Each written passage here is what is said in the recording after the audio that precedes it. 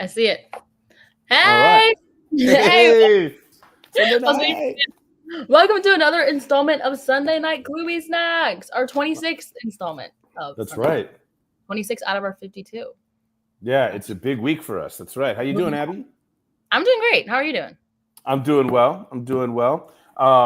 Yeah, we're at the midway point in the year, and I'm eager to get into this. This is 26, so it's the halfway point of the year, but it's the last snack in the second baker's dozen. So I'm in what I want everybody to know is that most of the time it's Abigail's journal style response to the KloobySnack. But what we decided on is that I would write about the last snack of each section. So tonight is a lot of Jeff and less of Abby. So I want to turn it over to you, Abby, to lead us in a review of the snacks that led us to this point.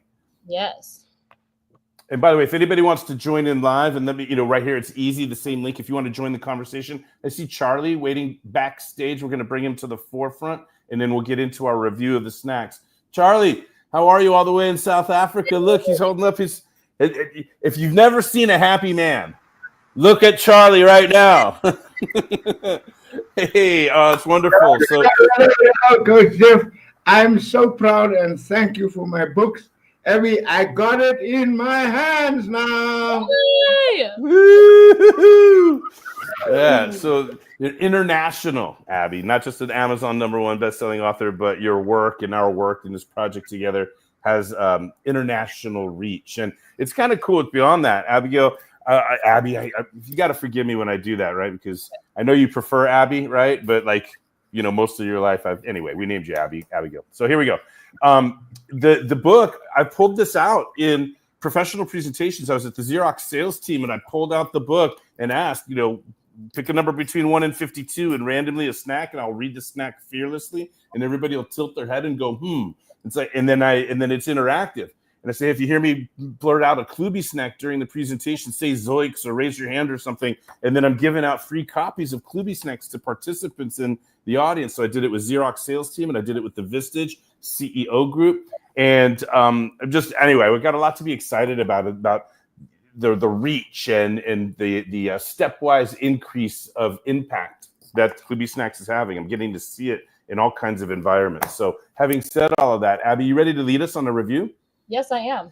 Can you talk to us? Let me interview. Talk to us about how the concept of the baker's dozens emerged, and then I'll screen share, and then we'll scroll through. Is that fair? Yeah. Okay, go for it. Okay. Well, typically with my dad's the 52 tips, organized books, it's there's the 5 categories, right? 5 of how many would it be? 50. Well, yeah, Get a Clue in 52, or the entrepreneur edition, or the coaches edition, or the speakers edition. There was always 5 categories. But when we were working on our project, we were going through. I filtered through all the KloobySnacks and the ones that I liked, and I pulled them aside, and then my dad kind of sorted through them and put them into categories that he saw were fitting, which ended up turning into the flavors. And as we were doing, and I was looking for 5, by the way. Yeah, right. And there was 4 core flavors or categories that stood out to us that had the most KloobySnacks that we saw a lot of potential in, and then we were talking a lot about the concept of the recipe book and leaning into the cooking and the whole overall theme of the book. And during all of that, we realized, or my dad realized, that a baker's dozen is 13, and 13 times 4 is 52. So we could stick to our original 4 flavors or categories that stuck out to us, while also honoring the theme of the book with the cooking and the cookies. So then we ended up with our 4 baker's dozens, which was just perfect. I remember when we realized, it was a what moment.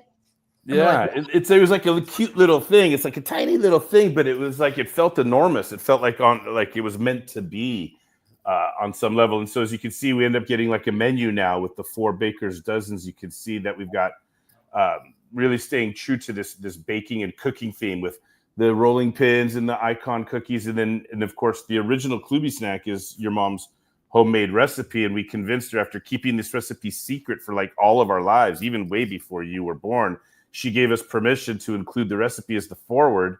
And there it is. There's the KloobySnack recipe. So you either got to pause the recording right now and write this down, take a screenshot, or get the book, right? Plus the instructions. But Of course, I wrote a lot of emotional stuff during the introduction. We even snuck a little, a preview of the last KloobySnack in the book here. Although my children are doing a great job, it's really hard to raise your parents. You're doing great, Abby. Please keep it up. And then we finished at the beginning of the year, loving flavored. I'm not going to review all of those, but Abby, do you want to take us through the review of ego flavored, which is what we're wrapping up tonight? And it's crazy. Next week we start a brand new flavor. It's going to be discipline flavored. I think that the KloobySnacks might get, a little confrontational starting next week. But do you want to go ahead and take us through a review of ego flavored? Yeah. All right. So number 14. 14. You there? Surrender is not the same thing as defeat. And by the way, as we review these, if you want to give a sentence or two of commentary for you, Abby, is there anything you remember or loved or enjoyed about not just coming up with that snack when we wrote the book, but our reading and our discussion of it this year? If anything pops up, like if you have any subtext or any sub-commentary rather than just stating the snack, love to hear that before we get into tonight. So go ahead. We've always said about this one and how, I viewed it is that, we when we were writing the book and in the process of formatting it, we decided just to keep all of the KloobySnacks in the same order as they were when we just had them on our initial doc and were writing them. We didn't reorganize them. But then after sticking to our original, just kind of somewhat random order, we realized that this one, along with number 15, kind of really helped to define ego defense or ego as sense of self rather than what it's the typical connotation that it's associated with. So that's why we this one. Then also if you go to the next one. Yeah. So number 15 then, right? Go ahead. Well, ego defense is an emotional fight or flight response. It's like we're reversing roles today. You read the snacks and then I'm going to read the explanation. But that's number 15. And then, all right, number 16. Our judgments are an aggressive form of ego defense. Yeah, those two in particular really helped us, like you said, get the notion of ego separated from arrogance, right? And really distill it to sense of self, objective. So sometimes we overinflate our sense of self and sometimes we sell ourselves short, right? And it's a calibration. Either way, what we want to do is make it easy and fun to look within, right? Then number 16. We just said that one. Okay. Then number 17, thank you. You cannot laugh at others if you cannot laugh at yourself. And if you love laughing at others, it's probably because you don't love yourself. Yeah. The first part of that people have probably heard, but it's the second half. It's the after the ... that made it KloobySnackable, right? We're challenging people a little bit here. We're working up to more direct confrontation, but we start with loving flavor and ego flavored because we want the vibration of vulnerability and looking within. And, we're not threatening here. We're just introspective. Go ahead. Number 18. We are usually guilty of the accusations we project onto others. Yeah. And Abby, even if you and I authored this snack and know this and could teach, we're still guilty of it because we're human beings, right? So, make sure that everybody out there understands a lot of this work, a lot of these KloobySnacks are work that I've had to do on myself or we've had to do on ourselves or work that has helped our daddy, daughter and stuff that, we're committed. So you don't just hear something once and then you get it the rest of your life. One of the keys to effective communication is repetition. So, and we want to be honest. There we go. Number 19. Asking questions does not reveal our intelligence nearly as much as failing to ask will. All right. There's no such thing, right? No such thing as a stupid question, right? The only stupid question is the one that goes unasked. So again, we're not necessarily creating universal truth. We're recognizing and repackaging a lot of universal truth. But some of this should sound really familiar and land with you guys. What do you got for number 20 here, Abby? The curse of knowledge is when we have become so familiar with what we know that we forget what it's like not to know. Yeah. I really like this talk we had, and I think this is one of the ones where we both had different or my response to it was different than what your intention in writing it. But I think both takes were really interesting and very different, but equally as interesting and thought-provoking, and it was a really good conversation that we had. Yeah, this is one of the ones. First of all, it's one of my favorite snacks in and of and by itself, right? Two, it's another one of these things where I'm paying attention to when I'm guilty of this, when it makes complete sense in my head, and then I fail to encode my thoughts, ideas, or feelings in a way that's going to make sense to the listener or the audience or the client or the prospect or what have you. Okay, so I'm actively working on this, but yes, the difference that you brought to the table was focused on your desire to even try. And I was like, whoa, I was just talking about my inability to encode properly. But once I'm considered expert at something, or once I feel like I know something, does that trick my motivation or my sense of desire? Does it get me complacent? I thought that you were brilliant in taking this snack to those levels of introspection. I thought it was awesome. And then, of course, using your real world experience from, your small career and, earning, like working for a paycheck and seeing public facing and checking in on tables. And yeah, it's just wonderful to see all this come together. Okay. Number 21. This one was an iffy one. People who lack confidence always feel intimidated by a true leader. Okay. We're going to move on. No, I think we deserve to say, it's funny, right? Go ahead. You say it's iffy. Tell me why. This one, I don't know how it snuck by us, but after the book had been published, a few months after it had been published, and weeks into our Sunday night KloobySnacks, we were looking at this one, and I don't think we fully agree with it. I think that there's a lot of wordsmithing that still needs to be done here, and it's really odd that after all of the work we put into the book and reviewing it and going over everything, like this one just snuck by us. Yeah. It's again, curse of knowledge. We maybe had gotten so familiar with the book, we forgot maybe to proofread, double check, or ask somebody else to proofread it for us, or read it out loud rather than just in our head, or any number of instances that would have added up to this word called thorough. Yeah, I like that. There's mistakes in the book, or I like that there's things in the book that make us cringe or make us question. I like being, human. You follow. Done is better than perfect, and we had our deadline of being ready to go and published and available on Amazon by January 1st, in time for our weekly tip readings this year. Mm-hmm. So when you're considering a lot of different moving parts, sometimes you just got to go to market, live with the mistakes, and be committed to improving them. But yeah, if we redid a version of this book, this would definitely be edited, because we both questioned it, both in how it's written and what it's suggesting. But it's still good conversation. All right, number 22. Number 22. The only person worried if they're good enough for the next level is the one who knows they're going. Yeah, curious. What have you to say about this one, if anything? I really like this one. This was one of the ones where some of the other KloobySnacks came from just sayings, or what you say, universal truths that I had heard before, but I haven't heard anything similar to this, wording wise or just conceptually. I haven't heard anything like this. So remember when I first looked at it on among the just master list of KloobySnacks, I was like, oh, this one's interesting. And obviously had to make it in the cut. And I really liked writing about it and using it as an opportunity to write about one of my friends who I immediately think of when I see this KloobySnack. But I really like this one. And I don't think I haven't heard anything else like it. So. Well, yeah. And what, isn't it interesting? That's another thing, a layer of interest for me, is that when you saw this, you wrote about your friend, you immediately thought about somebody other than yourself. Does that well, you know what I mean? Like, when you think about the next level in theater, like my friend's going to the next level, and wow, she has a different take on what we're doing, and you were in admiration of her work ethic, so on and so on and so forth. And of course, her concern, you would see how concerned she is. But you had concerns about whether you were good enough for Fordham, right? Whether you would get in, or Cal Poly, San Luis Obispo. You didn't know if you were good enough to get in. Sometimes you're like, I can't believe I got in. How did I get in? You know what I mean? But in my opinion, I was always trying to stay firm and steadfast for you. Like, you're getting in, you're going to go wherever you want. You're the best. I didn't want you to be questioning yourself the way I've seen myself question myself all my life. Does that make sense? And this snack is wonderful, because if you weren't on your way to a new and next level, you wouldn't worry at all. It's just logic on one sense. It's just super, super simple. But this emotion, and then lately, without getting too far into the details, I see myself knocking on doors to new and next levels. Like, I taught for years in the community college, but a couple of years ago, I was invited back to San Diego State.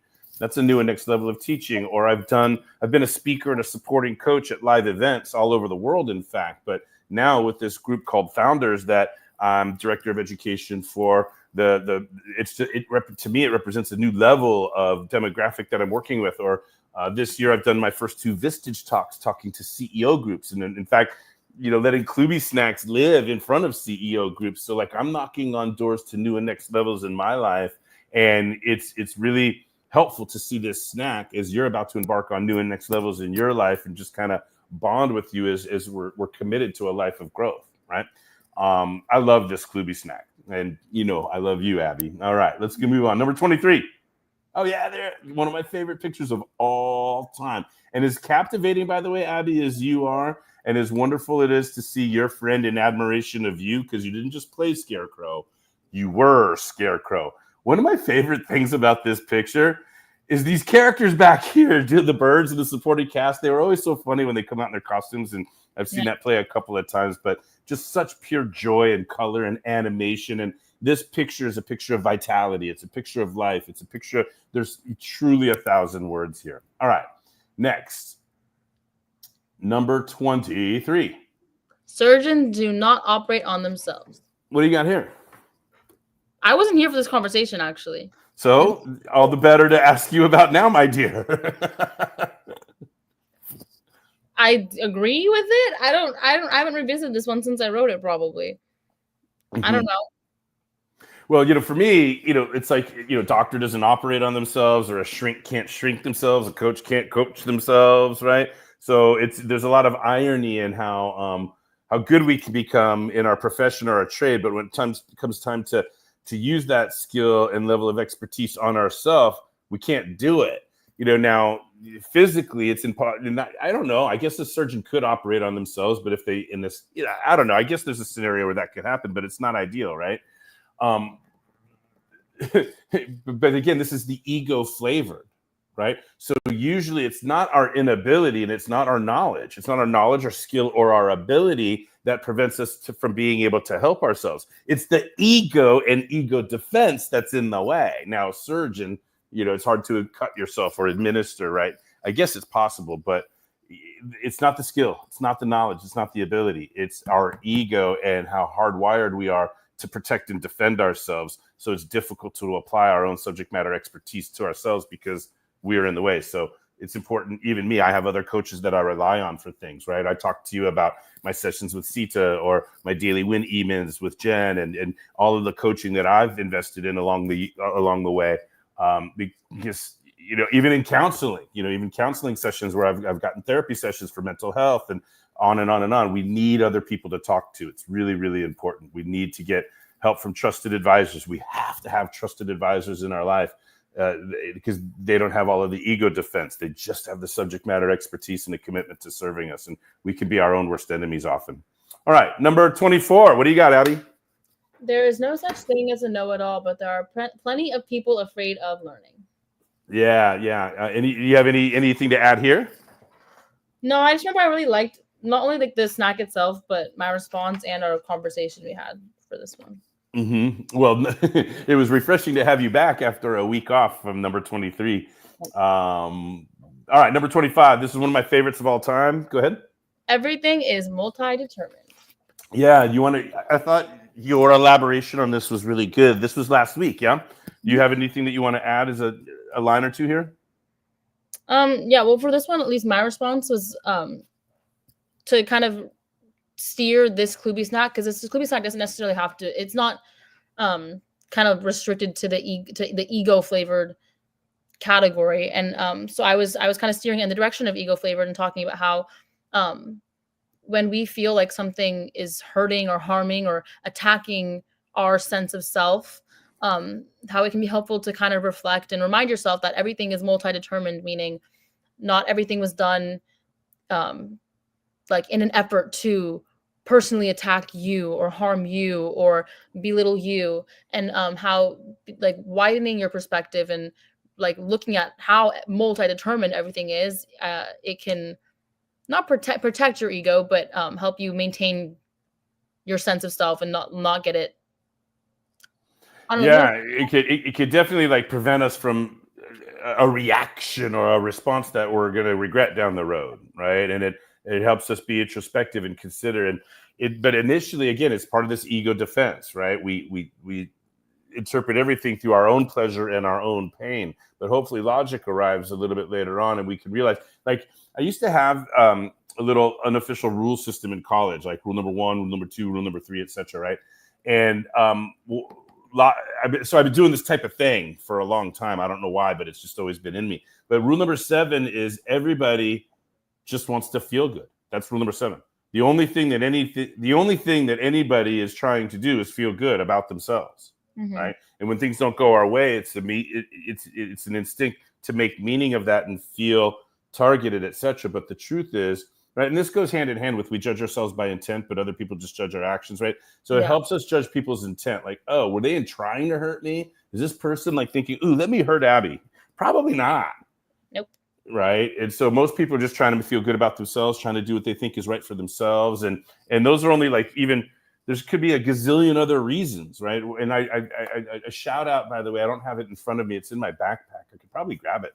But there's a book that I'm reading right now, or I finished reading on this last trip that I went on, by Mitch Albom, one of my favorite authors. I'm going to like walk upstairs and give this to you after the session.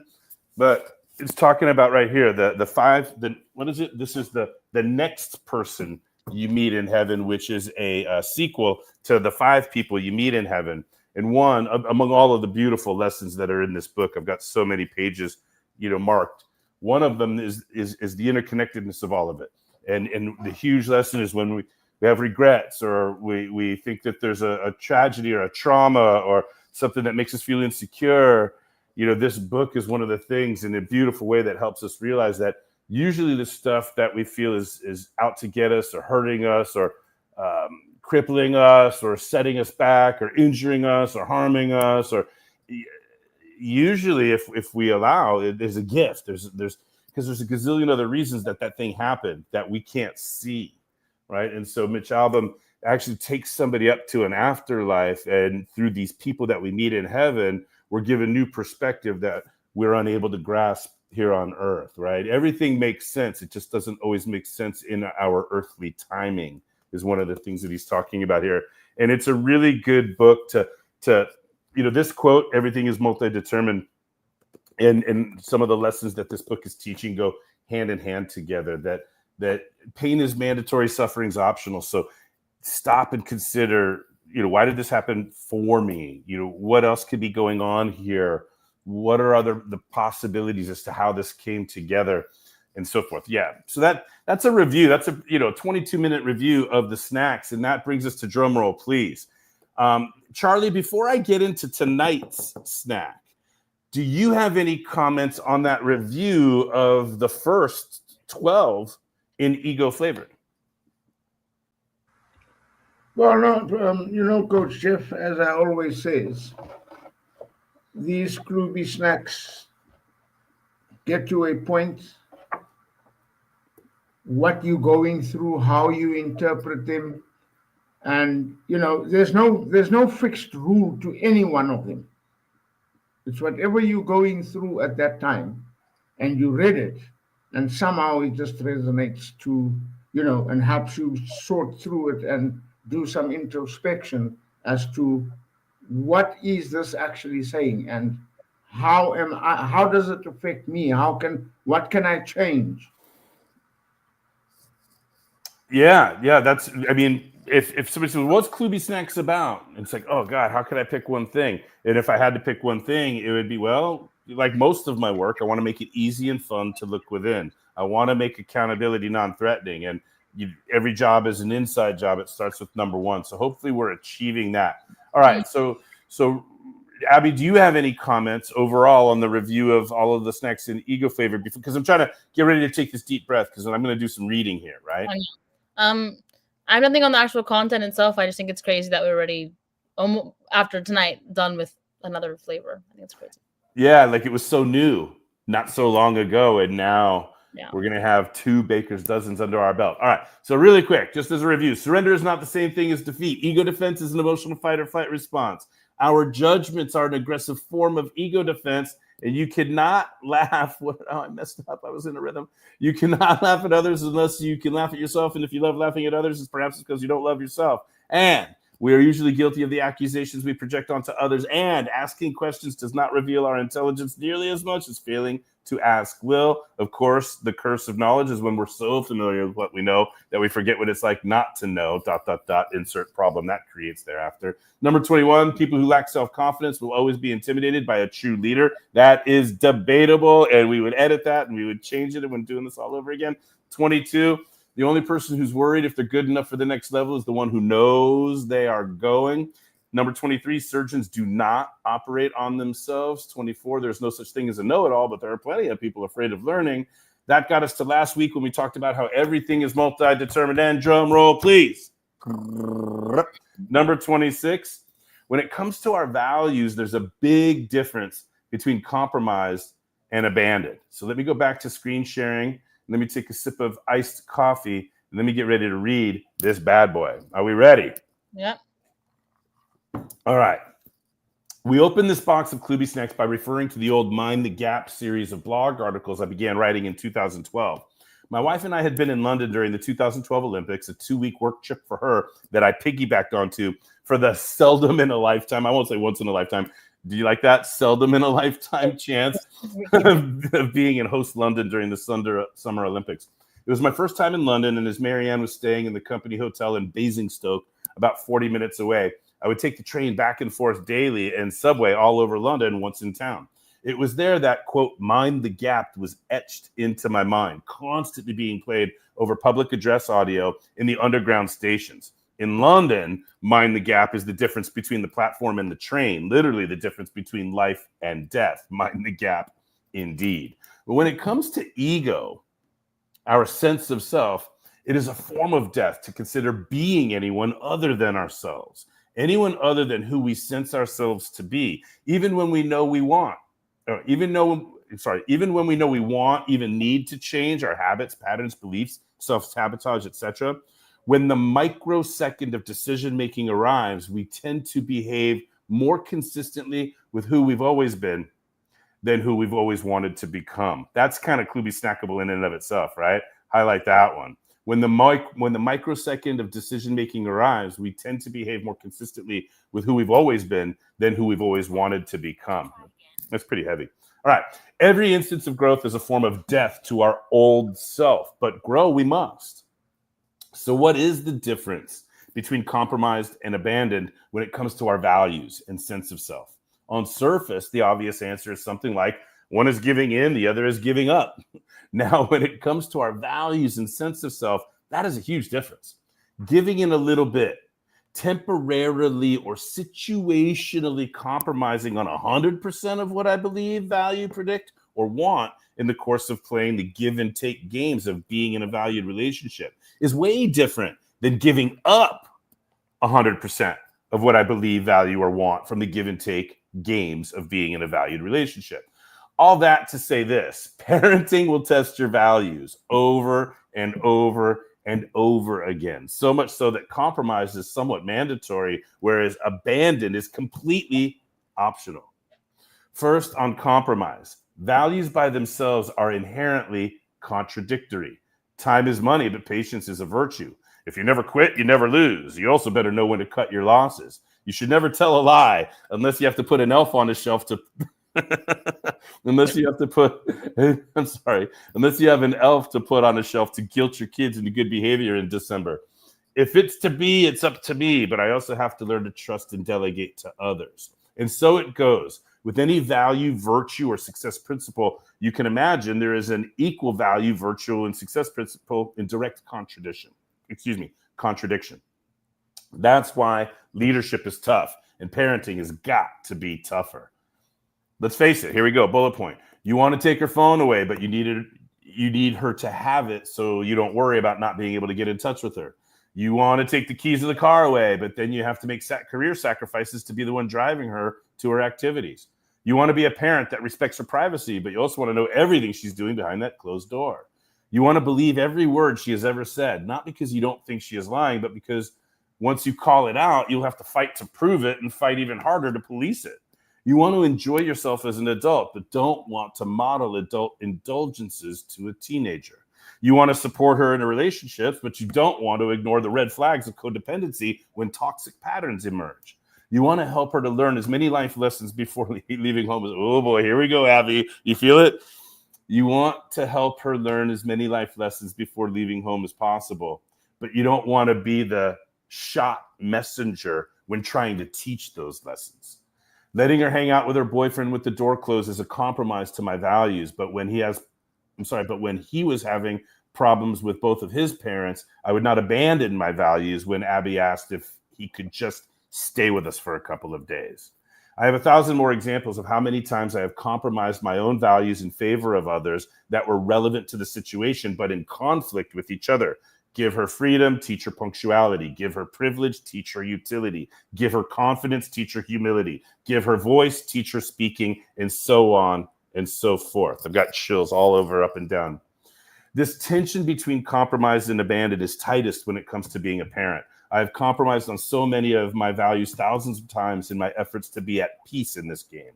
Again, compromise is mandatory. What is optional, however, and what has haunted me until this project with her is the possibility that I have ever abandoned the thing I value most in this world, being a great dad. Right now, it is the most important thing in my life to be a great dad, and more important, to avoid being a bad one. My time has been running out with Abby. I already felt all these feelings with AJ, my first son, but it was way more intense and nerve-wracking with Abby, my only daughter. My sense of self gets tested every time she wants to be mad at me or blame me or ignore me or disobey me or disrespect me or talk back to me or.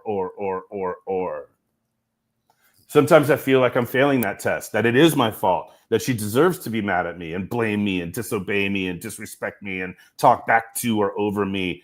And just before I literally give the death blow to myself and describe myself as a bad parent, before I give any life to the idea that I've ever abandoned my values as a parent, I breathe and reset. That I'm simply being pressure tested. And I've got KloobySnacks to see me through to my honest and healthiest sense of self. I am an imperfectly great dad. I am an imperfectly great dad. I'm willing for her to be mad now, to blame and ignore me in exchange for the undeniable and unignorable truths of my parenting longer term. And we see it. Finally, I see it in these pages. Her responses to my KloobySnacks are more honest and revealing of the truth than she has ever let me believe before. Herein, she is finally compromising on her stubbornness with me so that she doesn't abandon the genius of us. The only daddy-daughter relationship we will both ever get a crack at. And now that we're halfway through, I can feel my sense of self inflate as I read each of her responses. How about you? What is your favorite flavor or snack so far? We want to hear from you. 2 baker's dozens down, 2 more to go. We hope you eat them up. No crumbs. And of course, now there's a space in the book for people to take notes and write their snacks and their reflections and so forth. But wow, I don't know how I got through that without totally losing all my shit. How did I do that? Anyway, so conversation time. What do you think, Abby? First of all, let me ask you, what did you think of that snack? Yeah, go ahead. I remember when you first read this one to me. I'm pretty sure this is one that you read out loud to me. There's a few of your responses that I just read myself. But I remember I thought that the bullet note or bullet point list of examples, it was like succinct, but also just very effective. And I think that me as a kid, obviously, I'm not thinking about these like internal moral dilemmas you're having when you're parenting me. And I think I was just reading through that, and it wasn't a short list. It was a good sized list, but it was just like one after the other. And I was like, wow. And it was really like kind of like eye opening and just like, wow. So I think that even though I myself might not relate, I guess, to a lot of the, or at least to the angle at which you haven't had that much of a dilemma or it's not challenge. Your values haven't been put in front of you in contradictory terms or scenarios as often, right? Okay. What I'm saying is I like when I read it, and then also now when I'm listening to you reread it again, it's not like necessarily relatable to me, but I think that it's something that's like I am still, I think, capable of maybe not fully understanding, but understanding to a certain extent. Like I've seen this, and you've talked to me a lot about, especially when it comes to like when it like teaching me like the consequences of my actions and all this stuff, and how it's difficult for you because you don't want to feel like you're punishing me, but you want me to learn. And you've kind of like exposed me a lot more to like that dilemma, or like that kind of internal conflict for you over the past, like, I'd say like year. So reading this for me, reading it was really interesting. And I don't know if it was necessarily like, oh yeah, I know exactly how, because I don't know exactly how you feel, but it was interesting, and a lot of it was eye-opening for me. Yeah. Again, back to this book. There's a lot in this book about a character in the book that was always upset with the parent for the choices the parent made, and never ever knew about all of what the backstory of sacrifices were. Right? There was always a reason for every decision a parent makes, good, bad, or otherwise. Right? And we don't always understand what those reasons are. Even if we have the time to explain them, that doesn't mean they'll be understood, because of the curse of knowledge and so many other, or lack of experience, etc. So even just now, as you're saying, Abby, oh, this snack isn't relevant to me. Well, that's not true, right? You know, the parenting examples that I gave are not relevant to you. But if we, I said the angle at which you were writing your response with. That's what I talked about. Okay, yeah, because I'm sure it would be interesting to make a list of situations where you, in fact, are confronted with contradicting values and say, ooh, I value something, but in this situation, I'm going to compromise a little bit, right? But then having borders and boundaries and protecting, right? You don't want to abandon 100% your values, but you can compromise here and there, because there's always conflicting success principles. And sometimes the right thing to do is you know, it's not always clear. I don't know if I'm being articulate right now, but Charlie, what do you got, man? I mean, you've been here. You're tonight. Like this is a heavy snack tonight. The review of 12 snacks and the reading of 13th. And of course, once I start writing, I'm a little long-winded. But what have you got on this? What's that for you? Well, Coach Jeff, this snack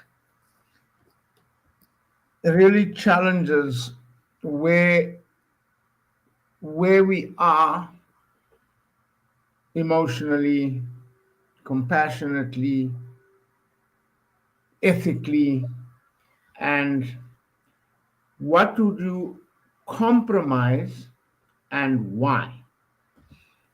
You're not going to abandon it. Like, okay, like in your case as a parent, Abby, you want to go out tonight, but you went out last night. And we know we don't go out 2 nights in a row or 2 weekends in a row or whatever the case may be. But then, how important is where Abby is going to? So now, okay, we will compromise on that value that you don't go out 2 nights in a row. However, be back by 10 or 11 or much earlier hours. So we haven't abandoned it. We've just made a little compromise.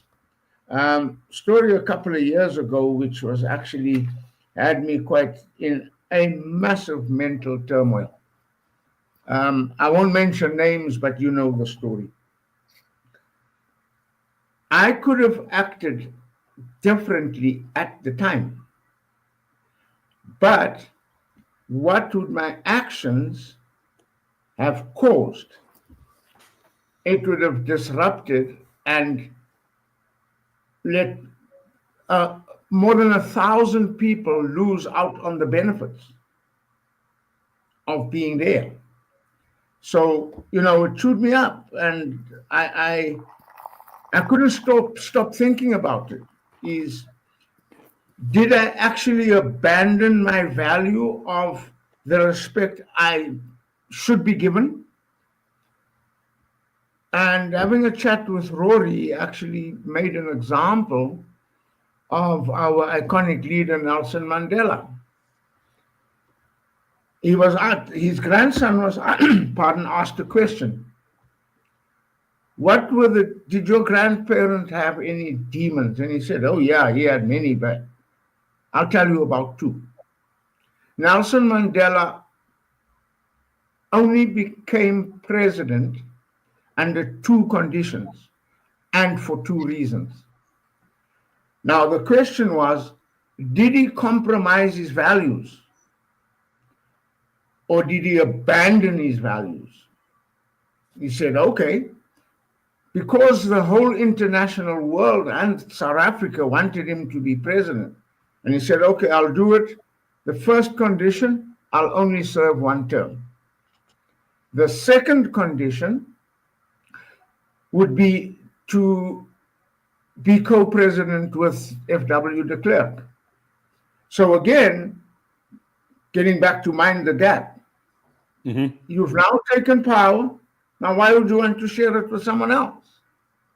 You know, did he compromise? Having said, I don't want to be in power, in an interview a couple of years ago, is he going against what he had said? But to accommodate it, he had to compromise a little bit. And that actually hit home with me, is that sometimes we're in such a situation where the decision we are going to make is either going to be for the better good or it is going to benefit somebody. And there's nothing wrong with just compromising a little bit, not too much, that it gets to a point where you are abandoning a value. And as you said earlier on, it's drawing that line. Yeah, it's important to have that kindness for ourselves. It's important for us to be able to look within and see the multi-determined nature of things that we talked about earlier in a snack. I mean, you said, it's funny, Charlie, you said you weren't going to mention names, but you mentioned one of the greatest names of all time, Nelson Mandela. Tongue in cheek, I say that. And yeah, it's you know, no, to the have mention of the names was the other instance. Yeah, no, I know what you meant. I was very tongue in cheek. I know what you meant. But I think it's a great example, and Abby, this is important, I think, for you to hear, you know, for all of us to hear, and it ties in. I love not just Nelson Mandela because it's memorable and he's so inspirational, etc. But again, the higher we go, the more we grow, the more we ascend to different levels of leadership, responsibility, and impact, the more our values will be challenged, the more our core will be tested, the more our sense of self. Marshall Goldsmith wrote a fantastic book called What Got You Here Won't Get You There. What amazing, you know, like, this is for CEOs and leaders, right, that have huge track records of success. But if they want to get to new and next levels, they're going to have to find a new version of themselves. We constantly have to peel and shed old skin and let new experiences emerge. And as that happens, as we grow, as we expand, as we deepen, as we retrofit, as we optimize our sense of self, we are going to experience feelings of contradiction along the way. Let me come back to you, Abby, and see what else you might have to say or ask about this snack. I think that this one, what I was just thinking about was how it could also potentially be in the integrity flavor. Keep going, yeah.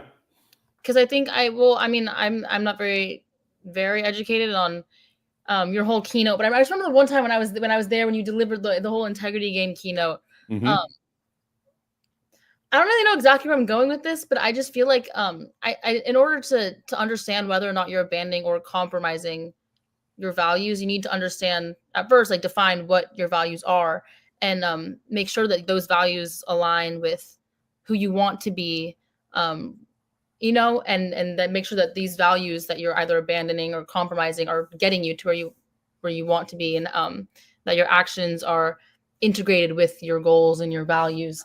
So I think this could also work. I think that's very insightful, Abby, because you don't just compromise. We talked in this snack, we talked about the value of compromise. Like, compromise is cool, abandon is not, is what we're saying, right? Like, pain is mandatory, suffering is optional, right? Like expanding our sense of self is welcomed.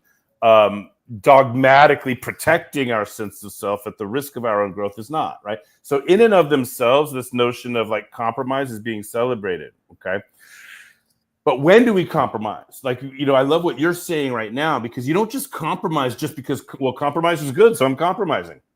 But your decision to compromise in any given sense should ideally be integrated. That decision to compromise must be in support of some other questions you've answered for your life. What's my purpose? What are my gifts? What's my potential? What are my goals? well, given these are my purposes, given these is my goals, compromise is the absolute choice right now, right? But then if we're invited to or threatened with this idea of abandoning our values, no bueno, right?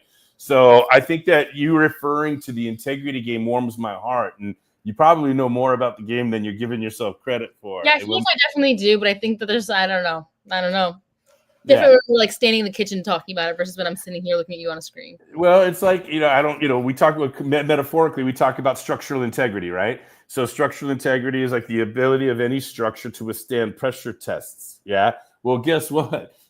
It's fine. I'm smiling right now. I remember the first time we bought an investment property, your mother and I, and that we bought the property for the purpose of renting it out. Right. And I called Marianne at work. She lived close by. I'm like, Marianne, this is the place. We're going to make an offer on this place. It's great. It's perfect. It's got checks all the boxes for what we're looking for, an investment property to rent it out.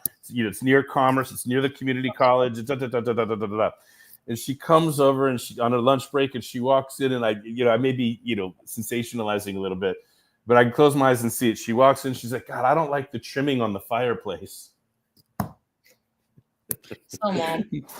and I said, okay, cool. We don't have to live here. We're not buying this for us. We're not the ones. Like we want it to be. So anyway, we could have changed the trimming, and ultimately we did change the trimming on the fireplace when we did move into the property as part of our journey. But the point is, it's like, I could compromise on the trimming of the fireplace, but I am not abandoning my commitment to getting an investment property. You follow, right? So surrender is not the same thing as defeat. Vulnerable is not the same thing as threatened. All of these KloobySnacks, they tie into each other. Yeah. All right. We have made it. We are here. This is the longest one ever. Well, because I wrote the response to it. Of course, it's longer, but also we have to do more of a review than we ever have to do because there's 12 reviews, and I'm trying to welcome your commentary, and I always make space for Charlie and his expressions and his contributions. If he's taking the time to wake up at 5:30 in the morning or whatever he's doing in South Africa in the freezing cold on the other side of the world to be here, I want to create space for Charlie and honor him. And and this backstory, like. Charlie would come on to my tip readings, my flyby coachings, or when I was reading the tips with Sue, or when I was reading these Charlie's always been coming on and capturing the KloobySnacks, and he would assemble the list and write them down in a Microsoft Word doc and send them. So Charlie's always been in support of this project, years before we even knew we were going to do it. So it's great to see you here, and it takes a little extra time, so be it. All right, but on a Sunday night, we've arrived at last call, last chance for any comments, questions, expressions of gratitude. Charlie, what do you got? Anything? No, thank you very much, Coach Jeff, and thank you, Abby, for putting this book. Thank you for sending it to me. I've got it in my hands now. It's one of my into the collection. But just to, as you said, the KloobySnacks have got a way of integrating and interlacing into themselves. There might be another 20 KloobySnacks that are not in here that can link in and tie into. And when we were going through these KloobySnacks and as they came up during our other discussions, and Abby's take on interpreting what they mean, just confirms that they don't just mean one thing. That's right. Yeah. So it's whatever context you are looking at it in. It's like we're like the horoscope effect of motivational quotes. Like, oh my God, I can't believe they wrote that just for me. Or like you bring that album home or that CD, or you download that song and you're reading the lyrics. You're like, oh my God, I can't believe this is the perfect song. How did they know I was going through this in my life? The truth is they don't know. Yeah. It's just our mind making meaning, and we're proud to create some wordsmithing for some of these universal truths that are swirling all around us. Some of these concepts are hard to get our arms around. We feel what's going on. We feel the tension. We feel that when we have to either compromise or abandon. We feel when we're nervous inside. We feel when we've miscommunicated. We feel we're aware of all of these things. And if the words can make it digestible, if the words can help people make sense of it, if the snacks, if the bite-sized and delicious packaging that we've put together can help people with these feelings that we're all having as we do the best we can in this world, then we're thrilled. So Charlie, thank you for that. Abby, any last comments from you before I wrap up? I don't know. I'm just excited for our next flavor. Well, that brings me to exactly what I was queuing up behind the scenes here. Is guess what? A little sneak preview. Hey, we're gonna reach it. We're gonna reach it. Don't you just want to dive in and reach into the cookie jar? But we are heading into discipline flavored, and one of the things I loved about this design, well, Stella, props to Stella in the Philippines for coming up with the design.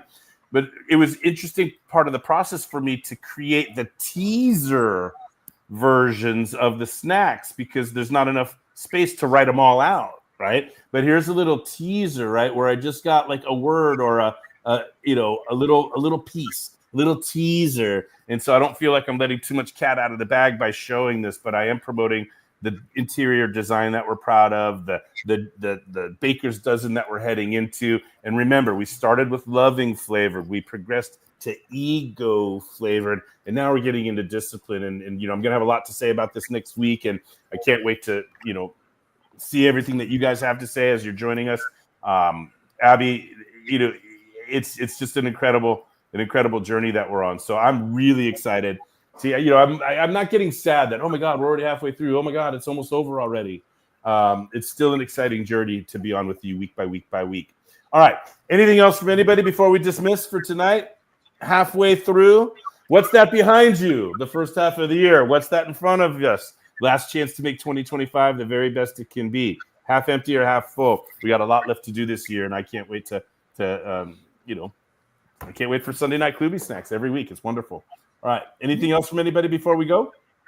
Nope. All right. We did it. Wonderful. All right, you guys. Thank you. I love you. We'll see everybody next week. All right. Take care. Good night. Bye. Bye-bye.